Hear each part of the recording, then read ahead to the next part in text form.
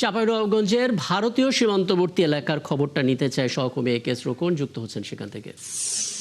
AKS রোকন, আপনার তথ্য অনুসারে আমরা প্রতিবেদনগুলো দেখছিলাম এবং তথ্যগুলো নতুন নতুন করে পাচ্ছিলাম, এবং সেখানে বলা হচ্ছিল গেল 3 থেকে 4 দিন ধরে চাঁপাইনবাবগঞ্জের ভারতীয় সীমান্তবর্তী এলাকায় পুশিনের ব্যাপক চেষ্টা হয়েছে। নোম্যান্স ল্যান্ডও অনেকে অবস্থান করিয়েছিলেন।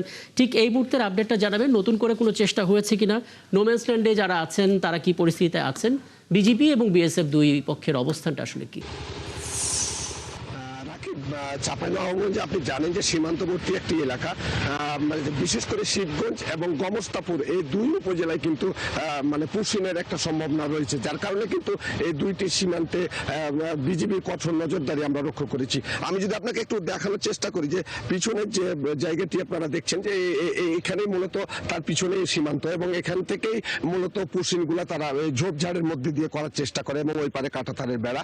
কিন্তু এখানে ব্যাপার হয়েছে যে 28 জনকে তারা পুশিন করার চেষ্টা করেছিল, সে 28 জনের কিন্তু যাবতীয় পোশাক পরিচ্ছদ সবকিছু পড়ে আছে, কিন্তু তাদের আর দেখা যাচ্ছে না। গতকালকে আমরা আমাদের ছবি দেখিয়েছিলাম আমাদের দর্শকদের, সেখানে কিন্তু তাদের পোশাক এবং বিভিন্ন কাপড় চোপড়ের আমরা ছবি দেখিয়েছিলাম, কিন্তু তারা কিন্তু এখন নিখোঁজ রয়েছে।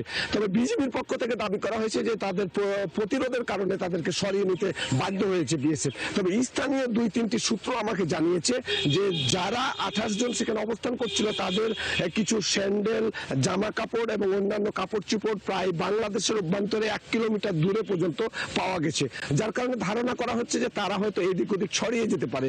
তবে এখন পর্যন্ত বিজিবির পক্ষ থেকে দাবি করা হচ্ছে যে তাদেরকে ভারত তাদের অংশে সরিয়ে নিয়েছে, এবং গতকালকে থেকে কিন্তু সীমান্ত এলাকায় বিজিবির পাশাপাশি আইন শৃঙ্খলা রক্ষায় এবং নজরদারি বাড়ানোর জন্য আনসার এবং ভিডিপি সদস্যদেরকেও মোতায়েন করা হয়েছে। আর আপনি যদি জানতে চাচ্ছিলেন যে বিজিবির অবস্থান, বিজিবি কিন্তু বিএসএফ কে বারবার প্রতিবাদ জানিয়ে আসছে, এবং তারা পতাকা বৈঠকের জন্য বারবার বলছে, এবং পতাকা বৈঠকে তারা কিন্তু কোনো রিপ্লাই, তারা উত্তর দিচ্ছে না, যার কারণে কিন্তু বিজিবির পক্ষ থেকে বারবার এই ধরনের কার্যক্রম বন্ধের আহ্বান জানানো হলেও কিন্তু বিএসএফ এটা কর্ণপাত করছে না, যার কারণে কিন্তু সীমান্তে একটা উৎকণ্ঠা রয়েছে। তবে পরিস্থিতি উত্তেজনাকর যে পরিস্থিতিতে ছিল সেটা তুলনামূলকভাবে এখন শান্ত রয়েছে। রাকিব, অনেক ধন্যবাদ একেএস রোকন। আপনি তো আছেনই, সীমান্তের দিকে নজর রাখছেন, প্রয়োজনে নিশ্চয়ই আবারও ফিরবো আপনার কাছে। একেএস রোকন চাঁপাইনবাবগঞ্জের ভারতীয় সীমান্তবর্তী এলাকা থেকে আমাদের সঙ্গে যুক্ত হয়েছিলেন।